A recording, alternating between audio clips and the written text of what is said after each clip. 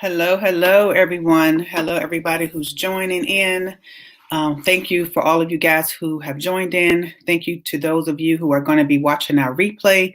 If you have joined, you know what to do. Just let me know that you are watching. Just say your name and where you're watching from, your city or state. So thank you guys for joining tonight. For those of you who do not know me, my name is Lena Lassiter. I have my master's in human services counseling with a concentration in PTSD and trauma. I'm an advanced grief recovery method specialist, and I'm a director in corporate America. I'm also the author and founder and president of Forever Healed. We are a nonprofit, and what we do is we help individuals who are feeling pain associated with a loss of any kind. We want to help them to restore. We want to help them to recover. We want to help them to reclaim their lives.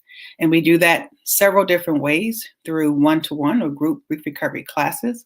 We also go into corporate America and we talk about the hidden cost of grief in the workplace. We are humble partners of the Richmond Police Department Victim Witness Program and the Sheriff's Office.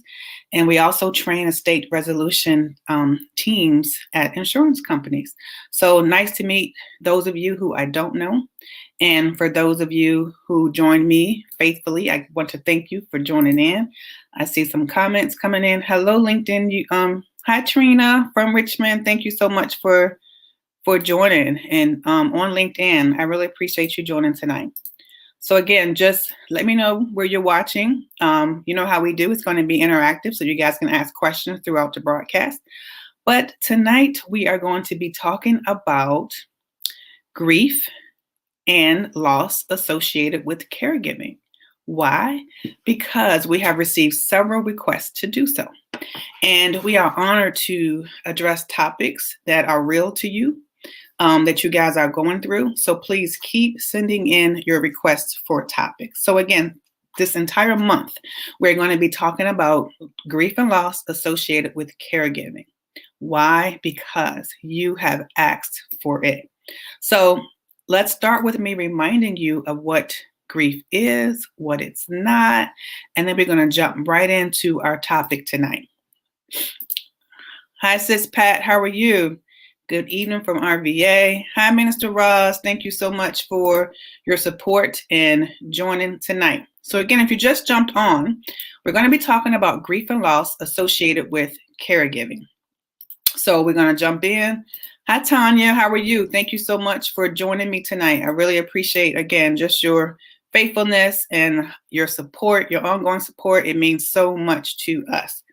So we're going to be talking about grief and loss with caregiving and how it impacts us, the things that we may grieve. We're just going to talk about it. And again, joining on the conversation, ask questions if you have questions. You guys know what to do. I want to start by reminding all of us what grief is, right? So grief is the conflicting feelings caused by the change or end of a familiar pattern or behavior. So it's the end of or change in a familiar pattern or behavior. I'm going to put this tickler up here so we can kind of refer back to that as we chat tonight. So what's a caregiver? A caregiver is a person who tends to the needs or concerns of a person with short or long-term limitations due to illness. It could be due to injury, or it could be due to disability. There was a national survey conducted for the National Alliance for Caregiving and the AARP Public Policy Institute, and that survey noted that 40 million Americans are providing care for an adult family member or friend. 40 million Americans are providing care for an adult family member or a friend. And I thought what was interesting about that was that most of the caregivers don't even relate to themselves as a caregiver, but we have 40 million people who are out here providing care for an adult family member or friend. Hi, Chastity. Chastity Woodson is our vice president. Thanks for popping on tonight, Chas. So we're going to talk about, again, grief and loss as it relates to caregiving, okay? So again, let's just jump in. So remember, grief is a natural, expected response to caring for someone with a long-term illness or incurable disease, and it should not be mistaken for depression. There are also several factors that trigger the feeling of heaviness, because some of our grievers say that they feel heavy with caregiving, right? So they have this feeling of heaviness or pain as a result of being a caregiver. So the grief associated with caring for someone with the long-term illness can hurt as much as what you feel when a loved one dies. Sometimes it may take the loss sometimes it may make the loss after death a little bit easier, but not always. And we can jump into that a little later. So when someone has a disease or they have an injury or they have a condition that permanently changes their personality, right, or their character. So for example, like Alzheimer's or dementia, that grief may come as it sinks in that your loved one who you knew them as is no longer. Right? This isn't the characteristic of the person that I knew. This isn't the personality of the person that I knew. They may not even remember who we are. I remember my grandfather, he was living and he had dementia, and it really pained me to have a conversation with him, and he didn't know who I was. And sometimes he would start the conversation as if he did, but then the more we would talk, I would realize that he didn't know who I was. So this wasn't the grandfather that I knew, right? This wasn't the person with the personality and the characteristics that I grew up knowing. So that grieved me. So again, there could be moments when we grieve several different things as it relates to caregiving. And when we tend to feel guilty that we're grieving who they used to be prior to them, transitioning, this type of grief has been coined as anticipatory grief. So there could also be moments when you grieve your independence.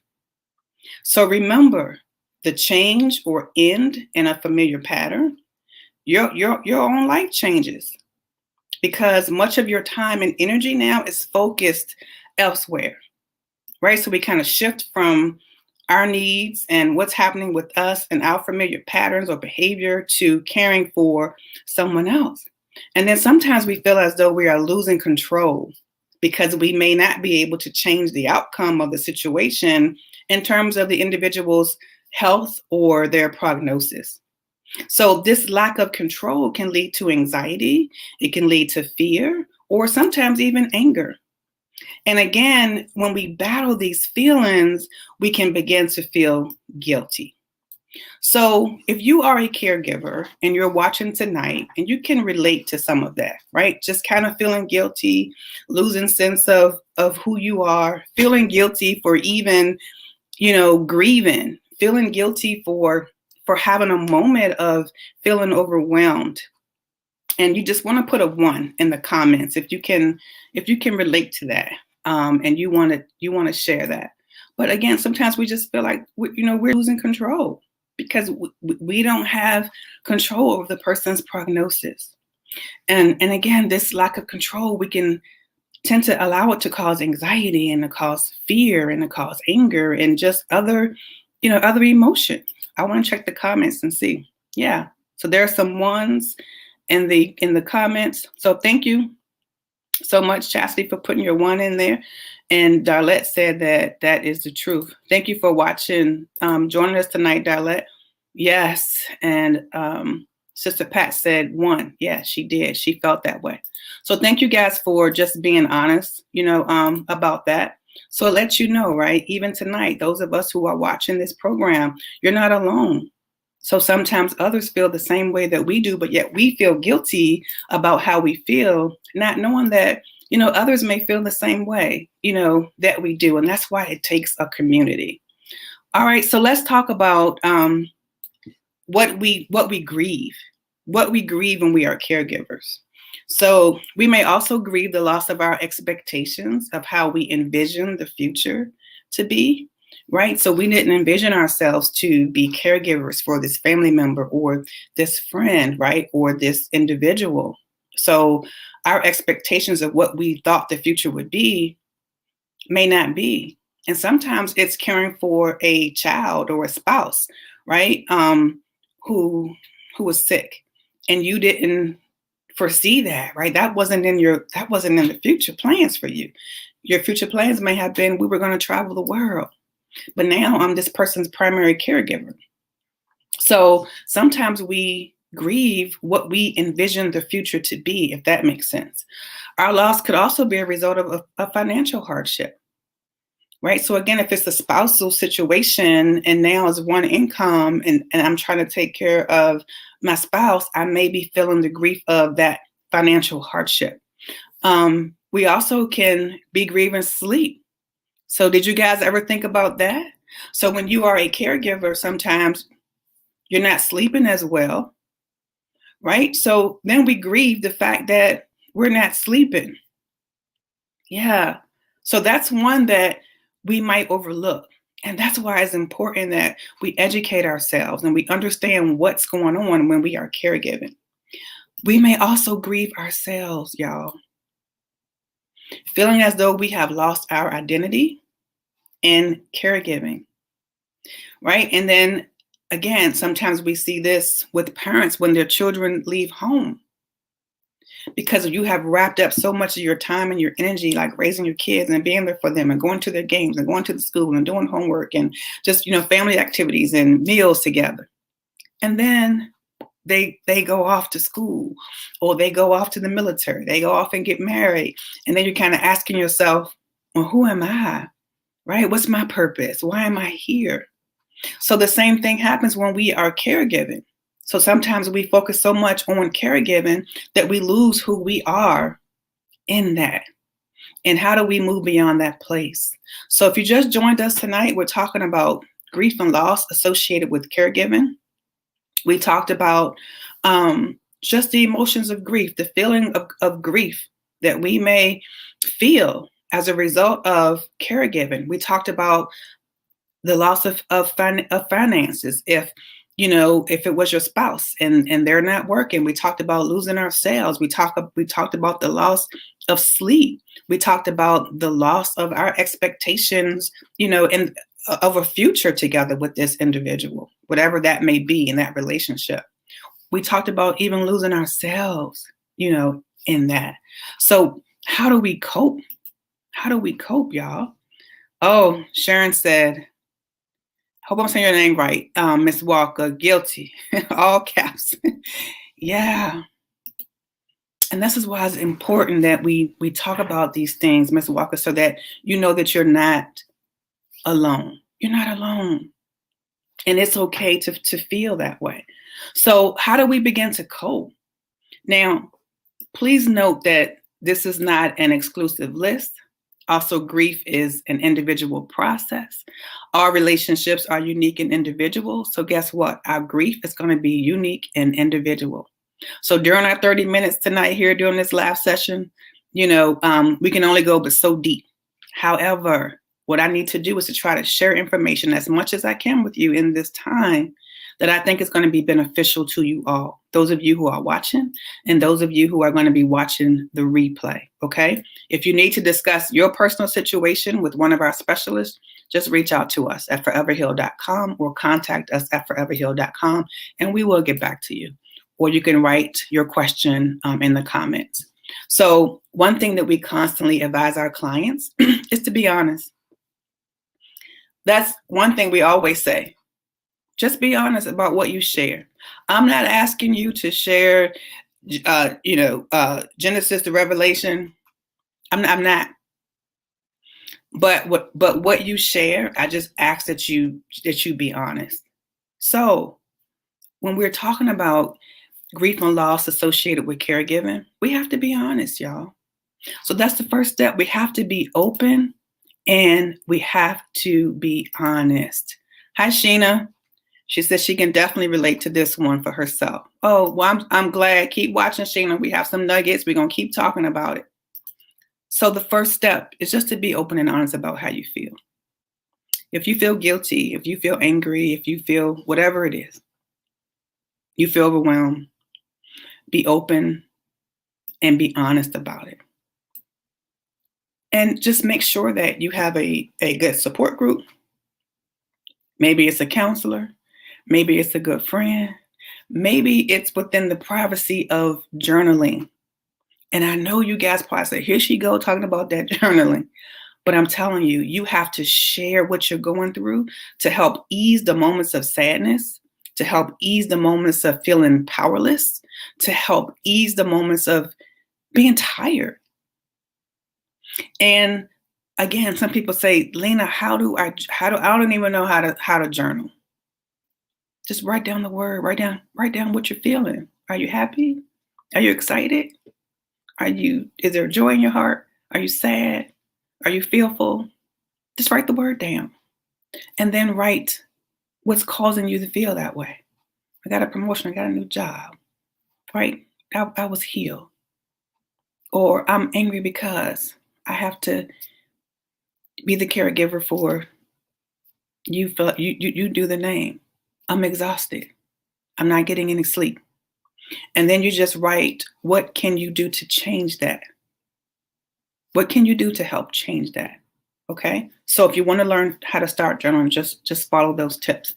And also in being honest and being open, it's okay to cry. Admit that you're angry or you're frustrated.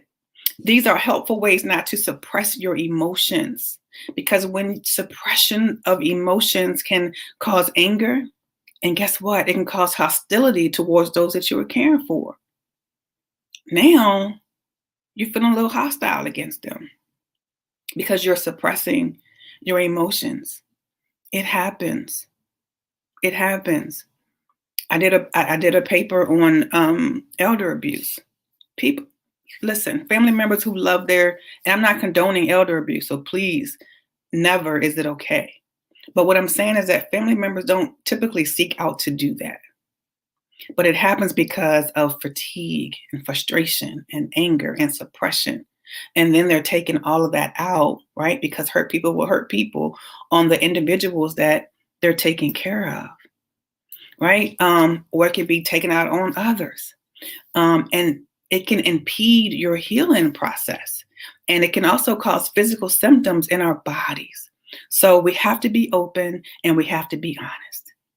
The second thing, what we're doing tonight, we have to gain knowledge. So we have to learn as much as we can about our loved one's condition. This is one way to do something, to have like actionable steps, right?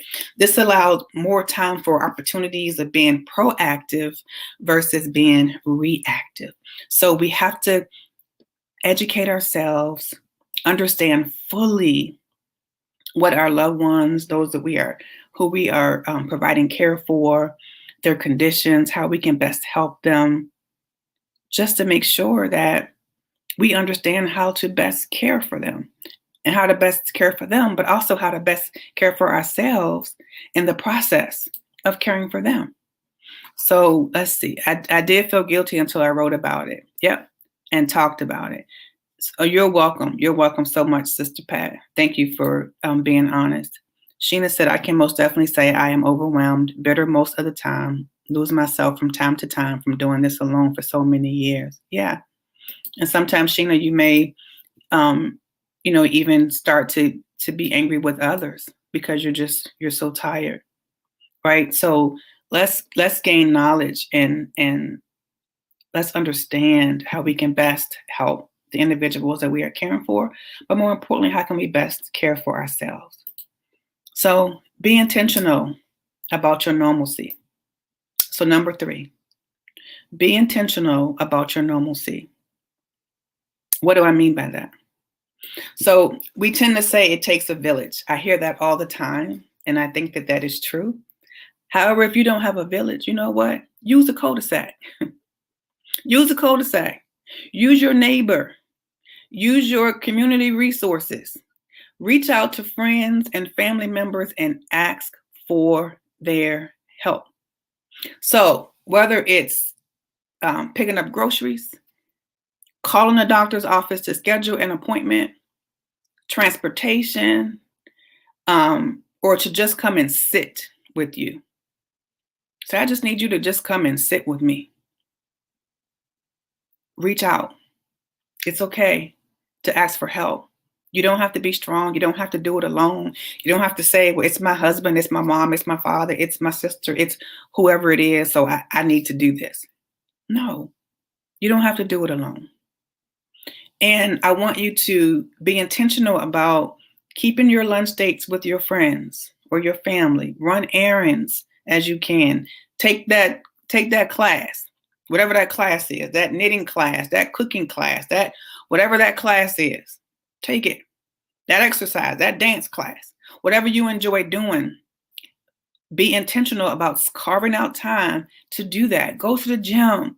Whatever was normal to you that you enjoyed, do it. I want you to do it. Just do it. And don't feel guilty about doing that. All right. So, number one, we're going to be open and honest about how we feel. Number two, we're going to gain knowledge. Right? We're going to learn as much as we can about our loved one's condition and how to best care for them. And then number three, we are going to be intentional about our normalcy. So again, your village, your cul-de-sac, your neighbor, your community resources, your friends, your coworkers, whoever it is that you can lean in on, I want you to lean in on them. Be intentional about keeping some sense of normalcy. Yeah, I had to give myself permission to live. Ooh, that is so good. Yeah. Give yourself permission to just live. Yeah, I like that. Great tips. Thank you. You're welcome, Minister Ross. Thank you. Again, for joining. So again, tonight, I wanted to just talk about our grief and our loss associated with caregiving, but more importantly, give you some tips on how you can move beyond that, right? Very high level. Again, we can't tackle it all in 30 minutes, but I want to bring out just some meaningful tips that I think will help all of us, who are caregiving. Because at one point, you might be the caregiver, you might be the one who's receiving, the care. So we have to also know how to receive care, and be open to allowing others to help us. So I need you to focus on those three things for me. Okay. So we're going to be open and honest. Be open and honest about how you feel. I love what Miss Walker said. Give yourself permission to live. Give yourself permission to cry.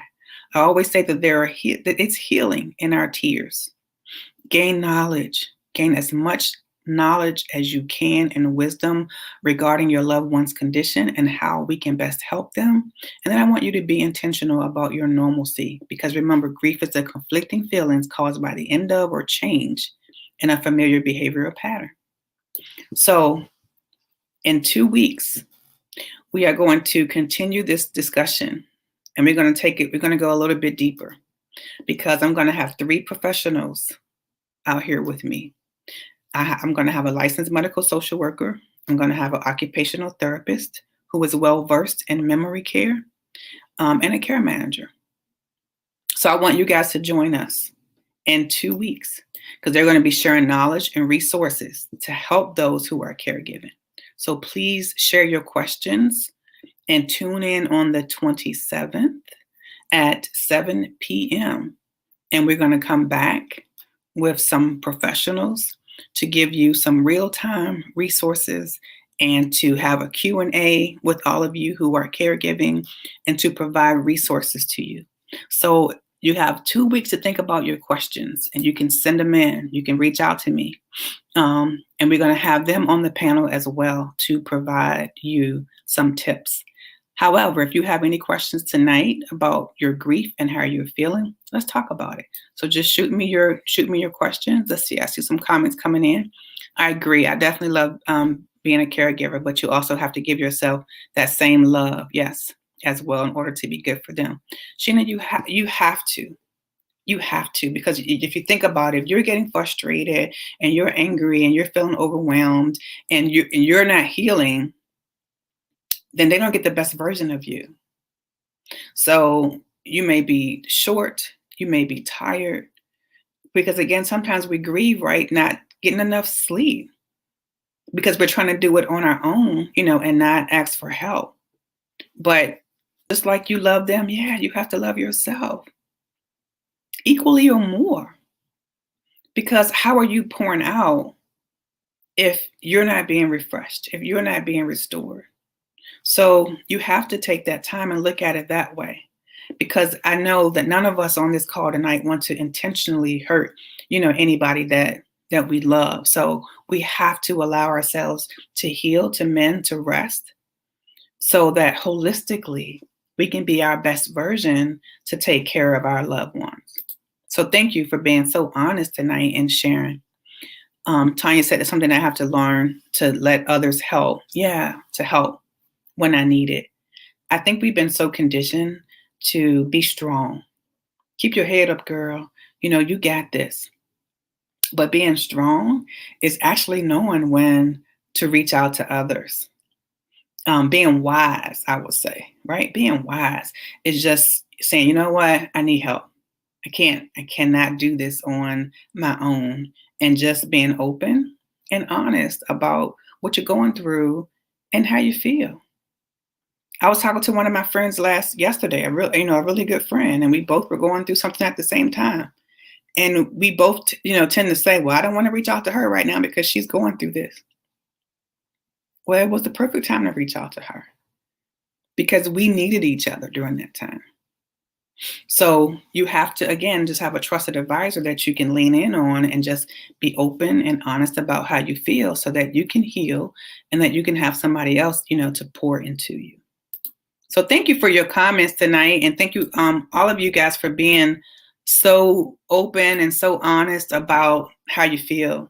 Also, thank you for this topic. So thank you for those of you who reached out to me to say, hey, can you please do a segment on, caregiver fatigue or burnout? I didn't want to call it that. I just want to talk about, just the feelings of grief and loss that we get, as a result of caregiving. So I just want you guys to understand what you're feeling is normal and natural. And as you can see, there are others here on the call who can relate to that. So it's okay, how you feel. But I just want to help you get beyond, that grief and that loss to get you to a place of healing so that you can be the best version who God created you to be when caring for others, and that you can show that compassionate side, right? And truly be authentic in that. So Miss Pat says that, yes, it's hard to ask for help. Yeah, I had to learn that I needed it from me. Yeah. Yeah, again, we don't ask for help because we look at it as a sign of weakness. But there's strength. There's strength in numbers. And there's strength in being able to have someone come, and help you. Team. There's a team of us that's going to combat this together. Oh, one of my dear friends, Tess, thank you so much for joining. Yes, great topic, and looking forward to the session later in the month. Tess, I am too. I am so excited. I'm telling you, these women are phenomenal. They are bright, and they are going to have some resources. And I love the fact that we're going to have somebody who can touch on every area. So even though our occupational therapist is an occupational therapist, but she's also trained in cognitive behavior. So she's going to talk about some things. I'll give you a little teaser of it. So sometimes when our family members have like a cognitive impairment, and sometimes we can get, I don't want to keep saying annoyed. I don't want to make it sound negative, but when they say things that we know is not accurate, right? We tend to want to correct them. But she actually helps to teach us how to follow the conversation, right? How to stay engaged and how to follow the conversation without feeling like we have to, tell them, well, no, mom or dad or whoever it is, that's not accurate. But how do you have that conversation with them, right? To kind of help you and to help them right through that dialogue. So a lot of great tips are coming. Again, resources for all of you, question and answer. So just come again, because they're ready. with your questions. If you are a little bashful about asking your question, you can send it in ahead of time. I can give it to our panel ahead of time. But I want you guys to help me ask them questions. So come out and join us in 2 weeks. Thank you. Thank you so much, Ms. Walker. She said it's frustrating. Yeah, it can be. It can be. It actually can be, because they're frustrated because you're correcting them, right? And we're frustrated because we're trying to correct them, or we feel the need to correct them, and we have to not feel the need to correct them. So I'm looking forward to some of the tips. So I want you guys to join me. Again, if this video has blessed you tonight, if it's helped you tonight, please share it. Please share it, because you know the algorithms on Facebook and these platforms now have changed. We're trying to continue to sow love. We're trying to continue to sow inspiration. We're trying to continue to sow community, because I'm telling you, we can't do it without others in the community. So it's not just about Forever Heal. It's about other resources for you guys in the community. And how can we pull together to make sure that all of you guys are healed? So when I say I want you healed, I want you holistically healed. So if it's a service that we don't provide, it's okay. We can make sure that you have what you need to be healed. So share this video, like it. And again, we are going to be back in 2 weeks. Tess says she had plenty of questions. Yes, thank you. Yeah, I want you guys to help me ask them questions. So it's going to be 3 of them, full panel discussion. They're ready to provide resources. They're ready to educate you. But what they shared with me is they just want to pretty much have a Q&A session. So they truly want to help you and help you with your personal situation. So thank you, guys, for joining in. I love each and every one of you. I want you to continue to be inspired. I want you to walk in your healing. You already know, if you are dealing with grief and loss, reach out to us, foreverheal.com. Contact us at Forever Heal, and we will get back with you, and we can schedule some appointments with you. Thank you for all of you who have been sharing our videos. We actually have some men clients. Yes, after our last live session, we got bombarded with some men clients. So I'm just so grateful for that. So thank you for all of you. I learned from you as well. I love these discussions. Thank you, Miss Pat. I'm looking forward to the next session as well. Thank you, Tanya. I want everybody to have sweet sleep tonight, and join me back in 2 weeks. Good night.